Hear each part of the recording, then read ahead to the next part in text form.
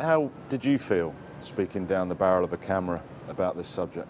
Well, I obviously didn't get as emotional as Ebony because, as I said in that video, I didn't really experience a great deal of that as a young man growing up in Jamaica, perhaps because I wasn't in that society or mixing with people that would have shown me that racism. But what I want to expand on, though, Wardy, is what I said about education.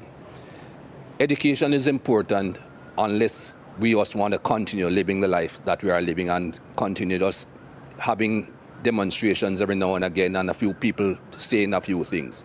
And when I say education, I mean going back in history. What people need to understand is that this thing stems from a long time ago, hundreds of years ago. The dehumanization of the black race is where it started. And people will tell you, oh, that's a long time ago, get over it. No, you don't get over things like that. And the society has not gotten over something like that. I'll skip all the gap between those long years ago and make one point and then go backward. That lady in the Central Park in New York, Amy Cooper, I think is her name. If she did not have in her DNA the thought process that she was white, this man is black, if I call a police officer, 9 times out of 10 he's going to be white, I'm going to be considered right immediately. The black guy will have to prove that he's not guilty, and by the time he proves that he's not guilty, he might be dead. She had that in her mind from day one. That is why she said and did what she did. How do you get rid of that in the society? By educating both sides, black and white. I hear people talking about brainwashing. I didn't quite understand as a young man what brainwashing meant. I now understand what brainwashing meant, what it means. We have been brainwashed, and not just black people. White people have been brainwashed in different ways. I go back many years. Think about religion. You and I are supposed to be Christians. I'm not really a very holy person, not a very religious person. That's what we were taught. Look at Jesus Christ, the image that they give you of Jesus Christ.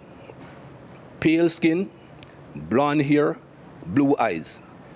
Where Jesus came from, who in that part of the world looks that way? But again, that's the brainwashing to show you this is what perfection is. This is what the image of perfection is.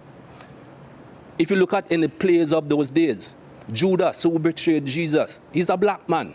Again, brainwashing people into think, oh, he's a black man, he's the bad man. Go through history, Wardy. These lights that are shining on us, you can tell me who invented the light bulb, right? Thomas Edison, right? Everybody knows Thomas Edison invented the light bulb. Thomas Edison invented a light bulb with a paper filament. It burnt out in no time at all. Can you tell me who invented the filament that makes these lights shine throughout? Nobody knows, because he's a black man. It was not taught in schools. Lewis Howard Latimer invented the carbon filament to allow lights to continuously shine. Who knows that? Everything should be taught. When you go back through the schooling as a young man, I remember my school days. I was never taught anything good about black people.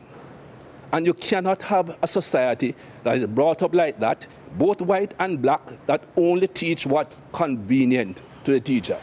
History is written by the conqueror, not by those that are conquered.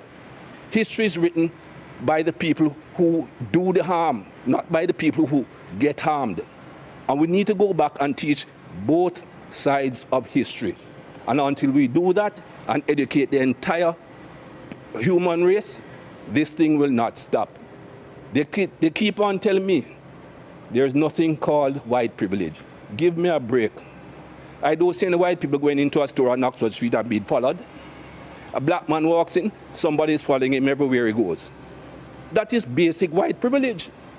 Whether that white person went in to rob the place or not, is not going to be thought of that way.